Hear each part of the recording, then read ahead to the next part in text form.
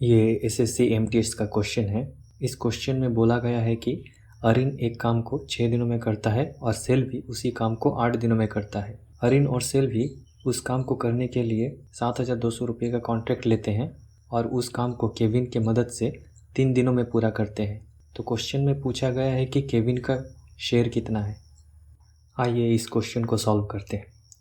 अरिन एक काम को 6 दिनों में करता है और सेल भी उसी काम को 8 दिनों में करता है। अगर आप 6 और 8 का एलसीएम लेंगे तो आपको टोटल वर्क मिल जाएगा 24 या 24। अगर आप 24 को 6 से भाग देंगे तो आपको अरिन का एफिशिएंसी मिल जाएगा जो कि 4। अगर आप 24 को 8 से भाग देंगे तो आपको सेल्वी का एफिशिएंसी मिल जाएगा 3।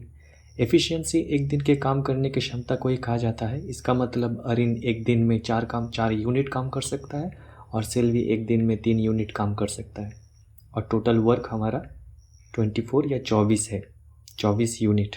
इसके बाद अगर आप टोटल वर्क को 3 से भाग देंगे, 3 सेल्वी का एफिशिएंसी नहीं है। क्वेश्चन में दिया गया है कि अरिन, सेल्वी और केविन मिलके 3 दिन में काम पूरा करते हैं। अगर 3 दिन में 24 काम पूरा करते हैं तो इसका मतलब एक दिन में उन तीनों ने मिलके 8 यूनिट काम किया है। 8 यूनिट एक दिन का काम तीनों मिलकर।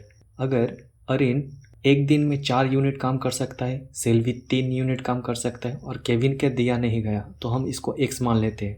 इसके बाद अगर आप इन तीनों के काम को जोड़ देंगे तो 8 यूनिट काम कर सकते हैं तीनों मिलकर।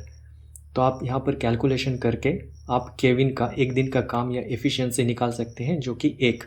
तो इसका मतलब केविन एक दिन में 1 काम कर सकता है।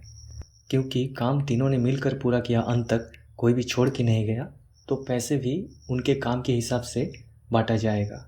जैसे ए ने टोटल वर्क का 4 यूनिट काम किया, सेल्वी ने 3 यूनिट काम किया और केविन ने 1 यूनिट काम किया।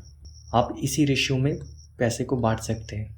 अगर आप इसी रेशियो में 7,200 को बांट देंगे इन तीनों में तो केविन का हिस्सा निकल के आएगा 900।